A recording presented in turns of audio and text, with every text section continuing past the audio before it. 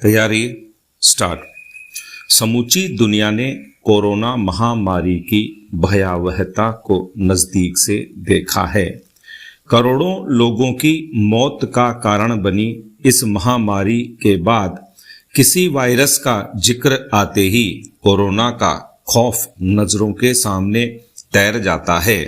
विश्व स्वास्थ्य संगठन WHO ने हाल ही भारत में मिले निपाह वायरस समेत 30 ऐसे खतरनाक बैक्टीरिया व वायरस की पहचान की है जो फिर से दुनिया में किसी नई महामारी के हालात पैदा कर सकते हैं।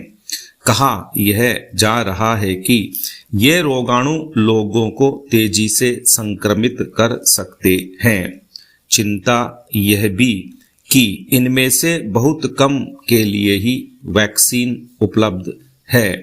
यह बात सही है कि चिकित्सा के क्षेत्र में व्यापक अनुसंधान के जरिए समय समय पर संक्रामक रोगों के उपचार व इनकी रोकथाम के लिए काफी प्रयास हुए हैं, लेकिन यह चिंता इसलिए करनी चाहिए कि समय रहते रक्षात्मक उपाय नहीं किए गए तो खास तौर से भारत जैसी बड़ी आबादी वाले देशों के लिए खतरा हो सकता है, खास तौर से ग्रामीण इलाकों में जहां चिकित्सा संस्थान व चिकित्सकों की कमी हमेशा बनी रहती है।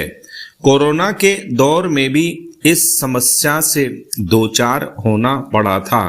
वैज्ञानिकों की टीम ने 2 साल तक 1652 सूक्ष्म जीवों का विश्लेषण करने के बाद 30 को तो खतरनाक रोगाणुओं की श्रेणी में रखा है। ये ऐसे रोगाणु हैं जो चिकित्सा के क्षेत्र में आपातकाल जैसी स्थिति पैदा कर सकते हैं। राहत की बात यह है कि वैज्ञानिक खतरनाक वायरस के तोड़ के रूप में वैक्सीन बनाने में भी जुटे हैं। एक अध्ययन के मुताबिक जलवायु परिवर्तन के कारण आर्कटिक जैसे ठंडे इलाके 4 गुना तेजी से गर्म हो रहे हैं, जिसके कारण ऐसे रोगाणुओं के हर साल सामने आने की आशंका है जो आधुनिक प्रजातियों के लिए घातक सिद्ध होंगे। दुनिया जो गर्म होती जा रही है, मच्छरों का दायरा भी बढ़ता जा रहा है। मच्छर अधिक ऊंचाई वाले इलाकों तक में फैलने लगे हैं। ऐसे में वहां भी मच्छर जनित बीमारियां पनपने लगी हैं। एक बड़ा खतरा किसी भी खतरनाक वायरस का जैविक हथियार के रूप में इस्तेमाल किए जाने का भी है।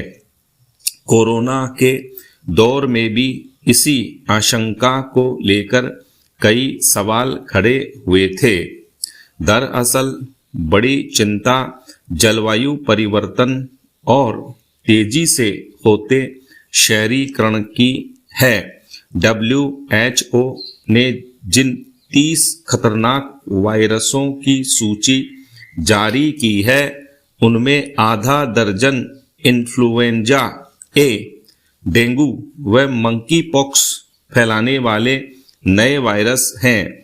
सतर्कता ज्यादा जरूरी है क्योंकि चिंता दोनों तरफ की है। एक तरफ ग्लोबल वार्मिंग की चुनौतियों से निपटने की और दूसरी तरफ वायरस जनित संभावित महामारी के मुकाबले के लिए ठोस उपायों की। पैरा खेलों को बढ़ावा देने की बातें सरकारें जिस जोर शोर से करती हैं, उस हिसाब से खिलाड़ियों को प्रोत्साहन नहीं मिल पाता। हालत यह है कि खेल स्पर्धाओं में पदक जीतकर राजस्थान का गौरव बढ़ाने वाले खिलाड़ी अपने ही प्रदेश में खिलाड़ी कोटे से मिलने वाली सरकारी नौकरी के लिए तरस रहे हैं। अचरज की बात यह है कि देश के अलग अलग राज्यों में खेल नीति के तहत सरकारी नौकरियों में खिलाड़ियों को अवसर देने के मानदंड अलग अलग हैं। लंबे समय से एक देश एक खेल नीति की मांग उठ रही है, लेकिन इस दिशा में काम हो ही नहीं रहा। इसके चलते खिलाड़ियों में निराशा के भाव पैदा हो रहे हैं और उन्हें समस्याओं का सामना करना पड़ रहा है। प्रदेश में ऐसे कई खिलाड़ी हैं जो पदक जीतने के बावजूद नौकरी से वंचित हैं। खिलाड़ियों का आरोप है कि पिछली कांग्रेस सरकार ने खेल कोटे के 2% आरक्षण के लिए नियम कायदे तो तय कर दिए, पर राजस्थान के खिलाड़ियों को इन नियमों का फायदा मिल ही नहीं रहा।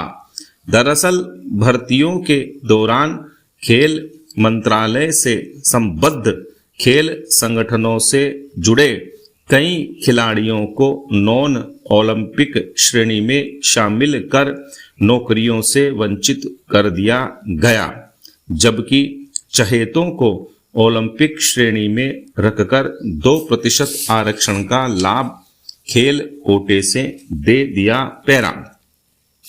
इन खिलाड़ियों की पीड़ा यह है कि जब किसी खेल में हरियाणा एवं पंजाब में पदक जीतने वाले खिलाड़ी को 2% आरक्षण का लाभ मिल रहा है, तो फिर राजस्थान में नॉन ओलंपिक श्रेणी की दीवार क्यों खींची गई?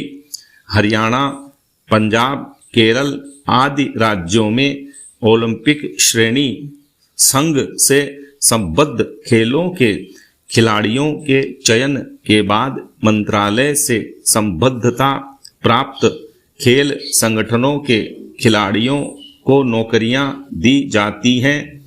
ऐसे में राजस्थान में अलग से मानदंड भेदभावपूर्ण हैं। एक तरफ सरकार ग्रामीण व शहरी क्षेत्रों में खेल प्रतिभाओं की तलाश के लिए ग्रामीण और शहरी ओलंपिक का आयोजन करती है, तो दूसरी तरफ नौकरियों में यह भेदभाव उनके अवसरों को कम करने वाला है। खेलों के प्रति सरकारों का यह दृष्टिकोण कतई उचित नहीं कहा जा सकता। होना तो यह चाहिए कि स्पष्ट खेल नीति बने, जिसे बनाने में खेल संघों के साथ साथ खिलाड़ियों व खेल प्रेमियों की भी राय ली जाए। स्टॉप।